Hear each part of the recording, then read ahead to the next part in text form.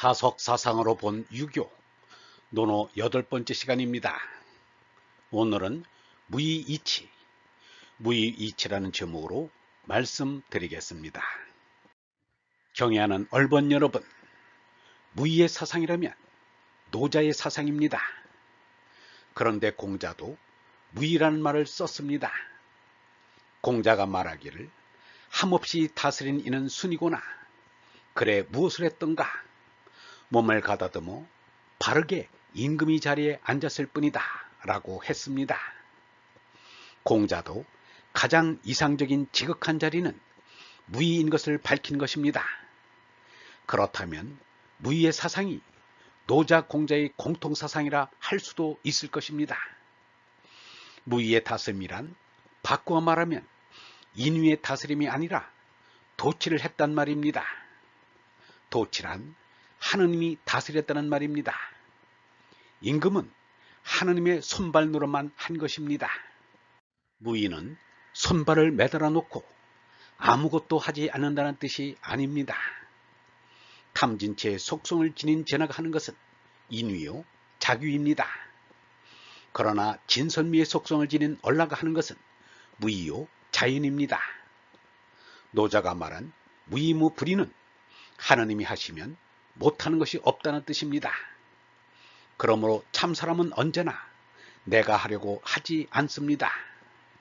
하느님이 손발에 대어 일할 뿐입니다. 노자만 무의를 할 수 있는 것이 아닙니다. 하느님의 손발 노릇을 하면 누구라도 할 수 있습니다.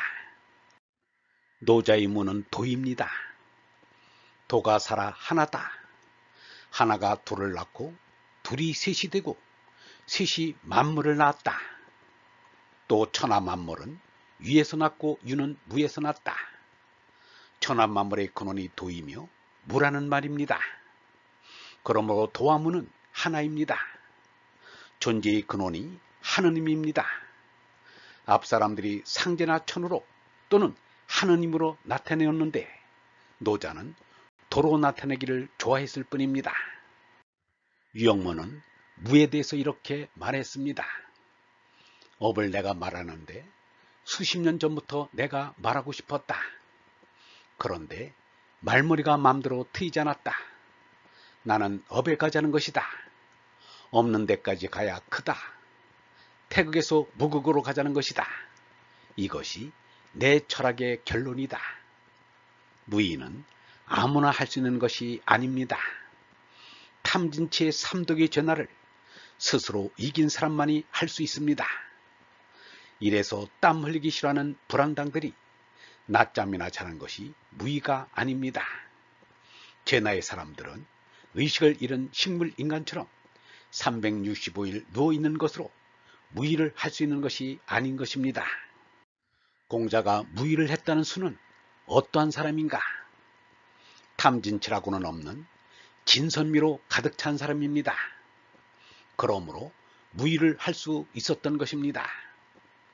중국 오나라 임금인 수는 BC 5000년에서 2500년 사이에 있었던 것으로 추정되는 황하유역에 일어난 채도를 쓴 앙소 신석기 시대의 사람입니다. 중국이 유사시대로 들어오는데 문화적 위인들로 일컬어지는 삼왕오제의 마지막 인물입니다.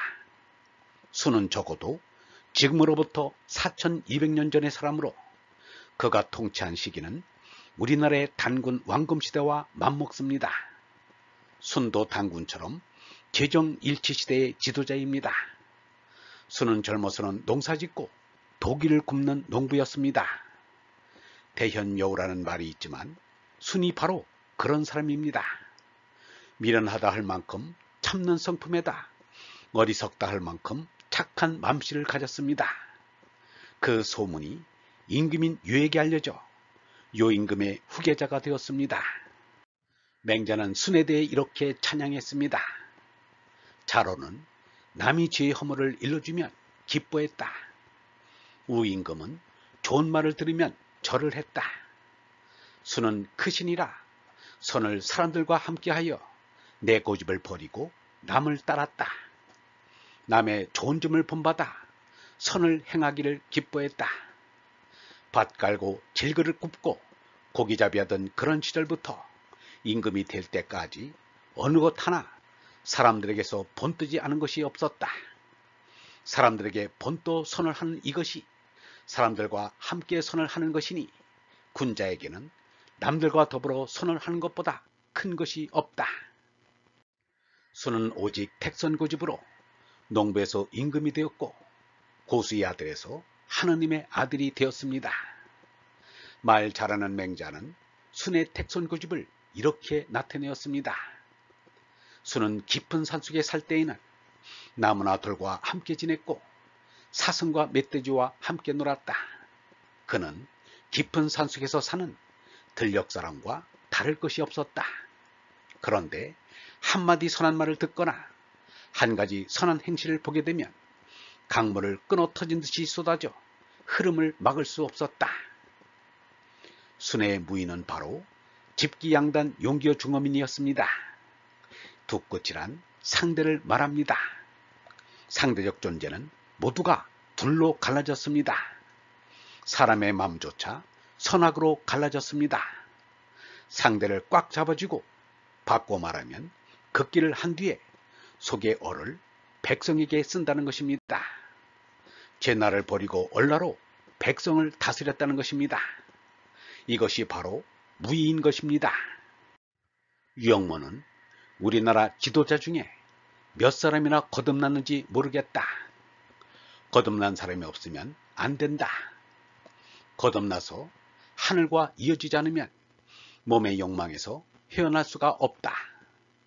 나라의 지도자들이 엄청난 욕심을 가졌기 때문에 이 나라가 아직도 이렇다라고 말했습니다. 아무리 제 잘난 맛에 산다지만 너무나 잘난 체 하는 이들이 많습니다.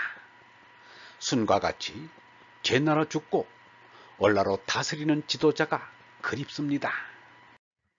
무의의 덕을 아시는 얼번 여러분, 몸의 욕망에서 벗어나는 것이 얼라의 무의로 사는 것이니 그것이 참섬임을 우리가 압니다. 이 나라도 순 임금과 같이 제나라 죽고 얼라로 다스리는 지도자가 나왔으면 합니다. 그리하면 모두가 깨달음에 이르러 함께 더불어 잘 사는 나라가 될 것입니다. 영성신학원 다석아카데미의 하늘소리였습니다.